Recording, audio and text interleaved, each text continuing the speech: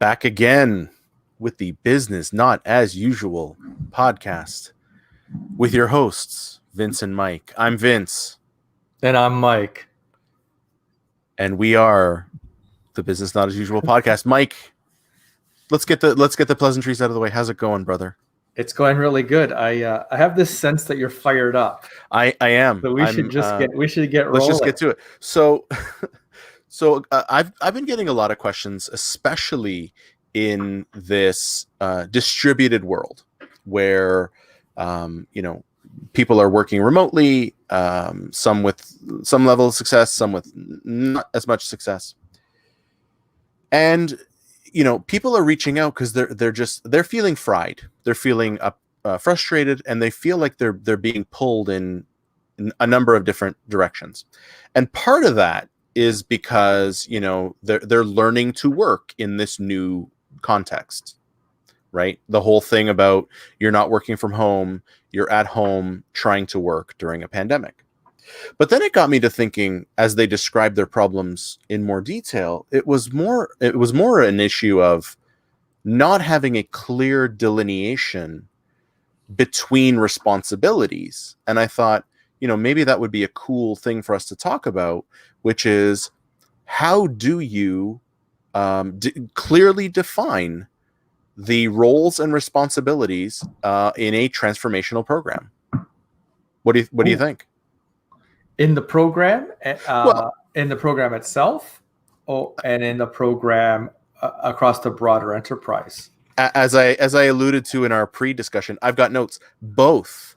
I want to actually talk about how do you delineate the between the functions of the transformation. Yeah. Because that the transformations, they're very sexy, and people are going to want to get involved in the very sexy work. Mm-hmm. And so you end up in a situation where people are fighting for ownership, aka credit. But also, like, you are not doing your transformation on an island. Like, it's not it's not in a vacuum. Work is still happening, and my background is in continuous improvement. Continuous improvement continues to happen. So how do you then distinguish between what is part of the program's continuous improvement transformation and what's just part of BAU, business as usual? So I want to talk about both. That's there's a lot to unpack there. Yeah. So let's start it. Why don't we start with, in a transformational program, you have to have dedicated people. So you can't have the same team that does BAU work and then also does work in the transformational program. There's just too much work to go around, and both don't get the love that's needed, right? So you need to put whatever amount of people equally distributed or more on the whatever your idea is. Right. You need to clearly define those people. These people continue to run the enterprise and keep moving forward, because, like we talked about last time, transformations aren't like 1 minute. It's going to be 3 to 5, and then you need to have people in the transformational program to do that work, because there's a lot to go on.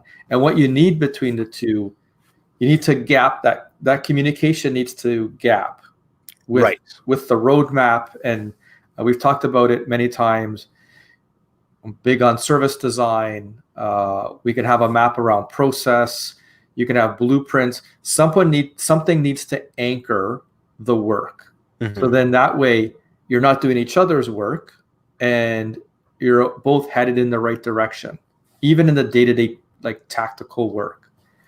So that's, again, more to unpack there. But if we talk about, do you agree with the staffing delineation? You can't have the same people doing both sides of the house. Yeah, I mean, task switching is a good thing, and we always talk about we don't always talk about, but there's always talk about multitasking and how it's impossible, and it's really about task switching. Task switching and responsibility switching, I think, is a good thing, but during the actual work to have an impact, I think you do need to have people that are dedicated to a transformation, and then people that are dedicated to business as usual. Now you can swap them, and you're right, there should be some alignment between them where you can cross them over and move people around and manage. I guess that's really what it is. It's managing to the skills. So yes, you should be able to do that, but you do need to have a clearly defined a clearly defined person or a set of people that the person A is working on the transformational program and they're over here, and person B is working on the day-to-day sort of continuous improvement initiatives over here, and they should talk, but the work is separate. Yes, they should talk is important. Yeah. Because when you don't talk, you can have the business trying to fix problems that may take you further away from the end goal of the transformation. And then you may also have the transformation that may have been set in a path, but as the business continues to evolve and change, maybe that path needs to be tweaked a bit. And if there's no communication, you're going to come to the end and not line up when you need to start bringing the business along into the transformation. Right. And it's funny, coming now, I've been talking about continuous improvement, and I'm doing that from a process lens. But let me put on my BA, my business analyst hat. It shocks people when I say to them that after 6 months, requirements are stale. And so they're like, oh, we did requirements a year ago. Great, they're stale. Like, you need to revalidate them. No, we did validation. Yeah, I get it. It's been 6 months. Like, things may have changed. So you have to, at the very least, go and revalidate them because they're out of date. You like what you thought and the requirements that was built on may not even be an issue anymore. So, but people look at me like I'm crazy because, I keep saying, yep, 6 months. That's the shelf life of requirements. After that, you need to revalidate. Right? Because the business does continue to evolve. The business does continue to change and should. Like, just because you're going through a transformation doesn't mean there's not opportunity for the day-to-day business to improve. Like, can't just sit back and like, yep, you got this, transformation people. We can wait 3 years for that thing that we want. Like, it doesn't work that way. Which goes back to the conversation we had about continuously iterating even in the transformation. You can't, if after 6 months the requirements are stale, then you should have acted upon those requirements and built something for the business to inherit into the business. So again, the transformation is not quiet, dark, boom, mic drop. Here's your thing, peace, we're done. It doesn't work. The transformation is requirements were built, you give them, you do the thing you need to do, and then you hand it back to the business for them to incorporate. And then they continue with that. They may tweak it, but you've already handed over that part because whatever you did a year ago, those, as you said, those requirements are no longer valid. So if you just took in the requirements and then didn't build anything, well, that was a complete waste of time. You shouldn't have taken the requirements because now you're either revalidating and the business is like, didn't I just talk about this? Or you're going to go, here's our requirements. And the business is like, that's not a problem anymore. Because a year is a long time, kids. As you can remember, last August, we were all at the office. We didn't think we'd be home since March. So if you took requirements last August, they probably died in March. Yep. Yeah. Maybe a bad choice of words there, but probably they probably went stale, Vince. Yeah, I meant the died thing. That was that's what I mean. They went stale. That's right.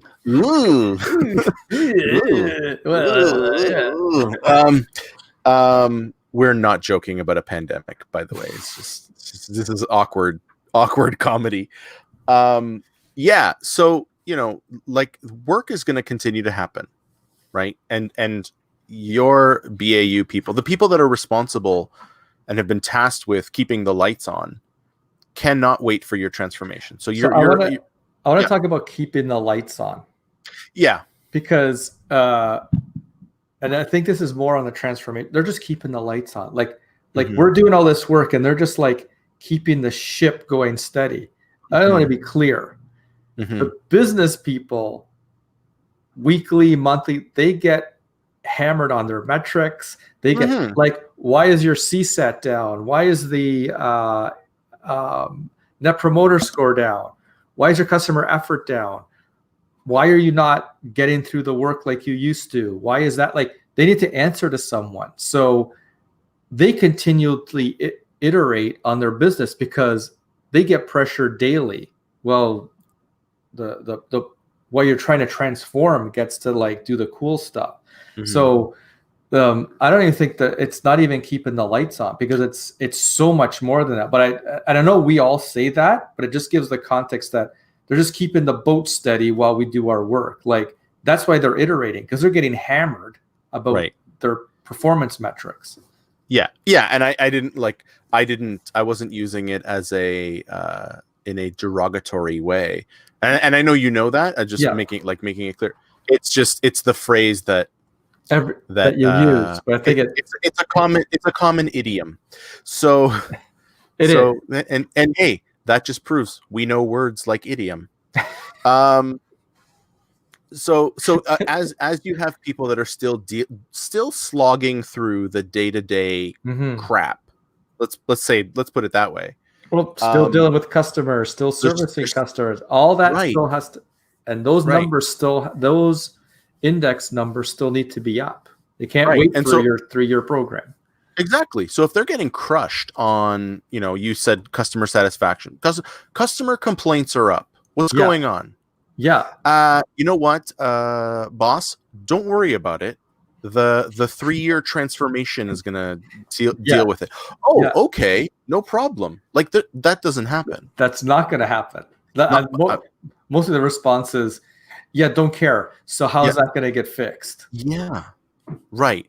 So you have to have a clearly defined function between your transformational efforts and your business as usual.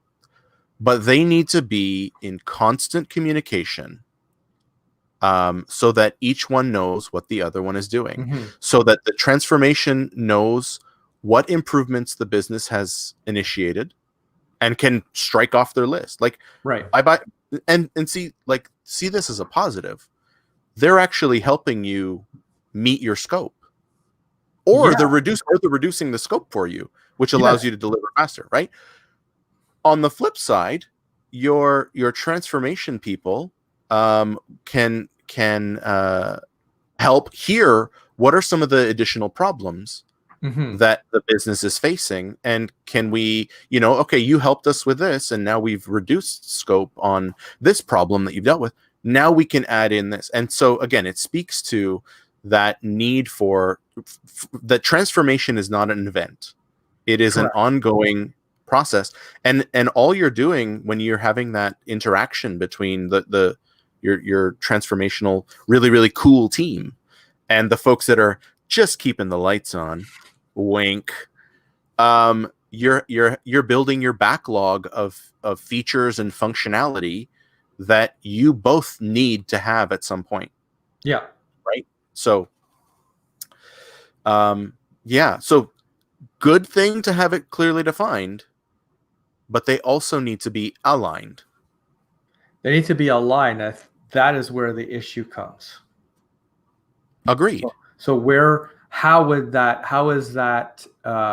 you overcome that? Because I think that's like the $1 million question. Overcoming the alignment and overcoming what people center on as the path or the scope or the vision. Like, what is the thing that everyone continuously points to? Like, hey, BAU, why are you doing that?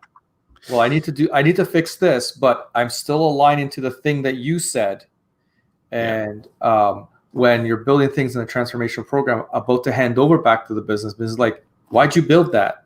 Remember, it's part of this. It's where we're going. That's why we're giving it to you early. So what is that artifact, or what is the construct? I think that's where the struggle is. I can't even define what that is, because it assumes that people are the best, people are the worst. It assumes that people are behaving in a way that is in the interest of the greater good. So whenever you have egos in the way, you're going to have conflict and difficulty in aligning, right? Mm-hmm. We've already talked about one of them right now. Oh, they're just the business. They're just, right? Why do I need to go to them? Why do I need to align to them? They need to align to me, right? So you have to, in order for you to get past that, you have to put egos aside, which is difficult because it means it actually necessitates everybody involved in the organization to do that. As soon as there's one ego, and worse, as soon as there's one ego and everyone sees that they're getting rewarded for their behavior, then all hell breaks loose. Because like, well, why am I playing by the rules when Johnny over there is being a not nice person, and they just got a raise, or they just got promoted, or they got, like, why do I have to be nice? Right. So, if you want to ensure alignment, you've got to actually be aligned as an organization. Now, a lot of the ways that I do that, because I don't want to give you a non-answer and saying, it depends. The way that I do it is to borrow from the skill set of enterprise analysis, which is very much a role that is concerned with alignment between all of the different activities that are happening in an organization. And so you need to be able to, and I'll borrow from, our good friend of the show, Laurie Silverman. You need to be able to tell a story that gets everyone on the same page. Right.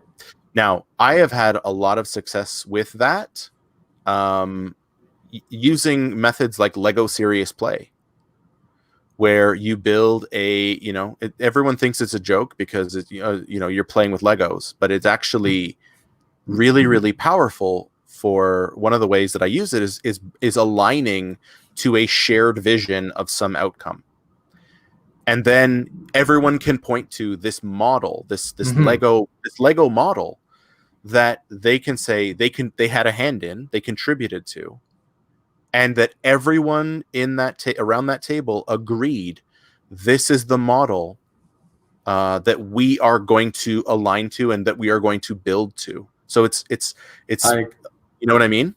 Yeah. So I agree. I mean that, and I think I went back to it's some artifact, be it service design where you build things on purpose, be it a blueprint or a process. Like, something needs to be held up as why are both sides of the house doing this? Right. And when you go to fix a customer problem, it's all with that in mind, because the business as usual also has that map, or they should have that map. It should just be the domain of the transformational program. For sure. And they should have that map and say, here's our customer problem. We need to fix it. Here's how we can fix it. And it aligns to the design that we've already all agreed to, be it service design, business design. And so that's a must. So if you go back to, roles and responsibilities, if you don't have that thing that people can anchor to, then you'll never have the roles and responsibilities of what do we do? What do you do? How do we stay aligned? Without that artifact to anchor to, you're always going to have this push and pull, and you're not going to have alignment, because the solutions are not going to be headed in the same direction, or they're not part of the same design. Right. It doesn't mean the solution's wrong. The business usual solution could be right, but it may be taken away from the approved like solution design that you've already agreed to. Well, and I think that's a good segue into the other part, which is, okay, how do you now differentiate between different functions within a transformation program? Because I think business as usual, the business, by virtue of their organizational hierarchy or structure, generally is better at defining, my house and your house. When you get into a program, though, it's very much like a project, right? It's a macro project. And so it can be harder. And I think of one example around, and again, I'm gonna pull from the BA hat here around requirements. Like, who owns requirements? The business analyst is responsible for the requirements, but they don't own them really, right? But then the requirements need to drive the solution. So does the solution architect own the requirements, or do they own the solution? Does process own requirements? And then who owns rules, like business rules? Do business rules come out of Now, if you ask a business process person, they're going to tell you process owns it. If you're going to ask a business analyst, they're going to tell you that the business analyst owns it. If you're going to ask a rules person, they're going to say, I don't care. It's the rules. The rules drive the other thing. Like, everyone comes at it from their own slant, but it leads to conflict because you now have people fighting for turf in, what is mine and what is yours, because especially in a program, that work generally has a higher visibility. So I actually want to look at that, dig into it more. Oh, okay. What I was looking at was when you said who owns it, I was looking at a higher. So, well, pardon me, Mr. Fancy. Here we go. I think the comments are going to come in. I don't think a business analyst owns the requirements. No, they don't manage the requirements. Correct. My question is, who owns the requirements? The transformational program or the business? Oh, that's what. So I like that. We could have the discussions about BA, like all the things that you said. But my question is, we want to do this. We had the workshops. This is the new direction. I don't know, whatever new direction it is. Yeah. Who owns that? Is the transformation program we have to go, that's what we're doing, and that's what you're going to get, business?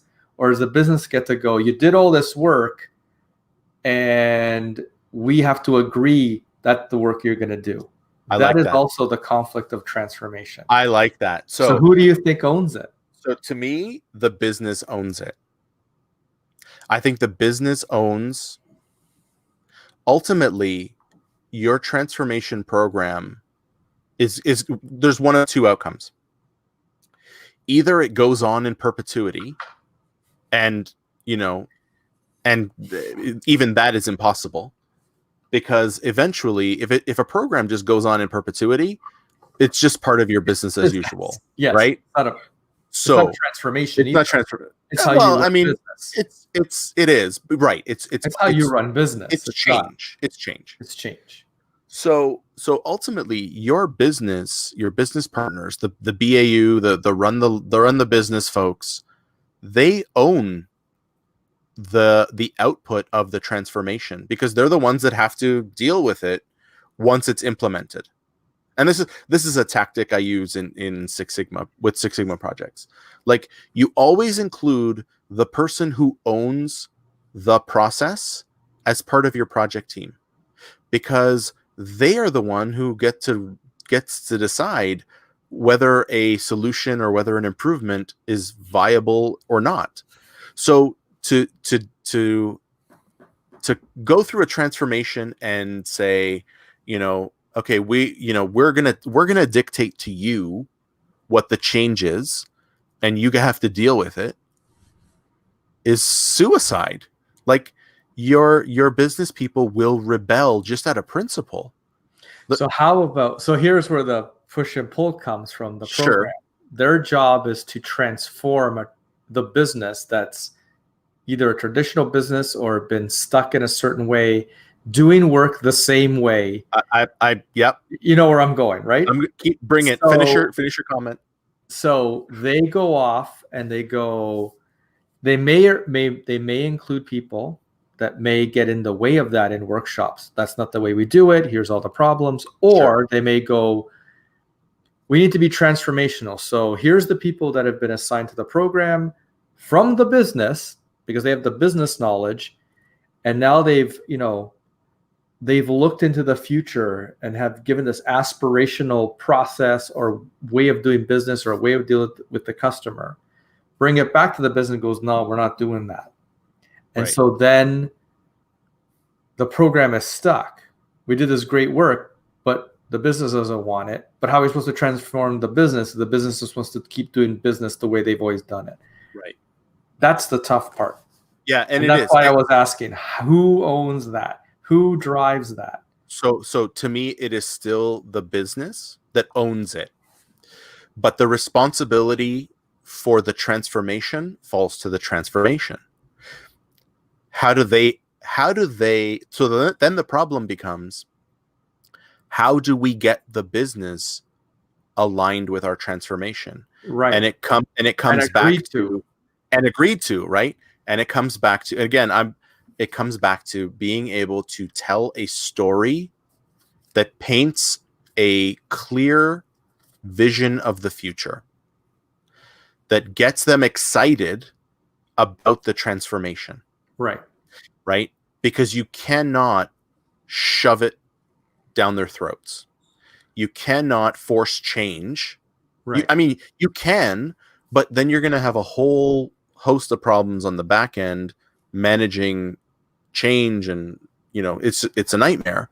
It may not also be sustainable because they may accept it and you've done all this work, and then when they get it, they may start changing it because it's not sustainable change, right? Because they may go after it didn't work, so we have to undo these things. Right. Whereas if they are if they have bought in, they're more willing to accept. Generally, I don't want to say they're always. They're generally more willing to accept some of those growing pains, and because there will be some, like as part of a transformation, you're doing something you've never done before. Right. It's not going to be perfect. You can't expect that it will be. But if you have the support of your business people, who, in my mind, ultimately own the transformation. Right. They're just, you could think of them like a silent partner, right? But they ultimately they are an owner, and they are the owner. You need to have them on board because they will cut you some slack when things go wrong. Right. And won't jump immediately to, see, I told you this was a rub. You guys just wasted 3 years. Yeah. And depending on who they are and their level of influence and impact, they may be able to severely hurt you professionally, right? Because they can say, you guys, like Jimmy just wasted 3 years and $800 million of our money, and it wasn't what we needed. For shame, Jimmy. You'll never work. Jimmy. You'll never work in this town again. You'll never work in this town again. Yeah. So like, for shame, Doc. You need to include the business. Now, the flip side to that is, the folks that are in the transformation, or the folks that you do take from the business that as your subject matter experts, need to be innovative.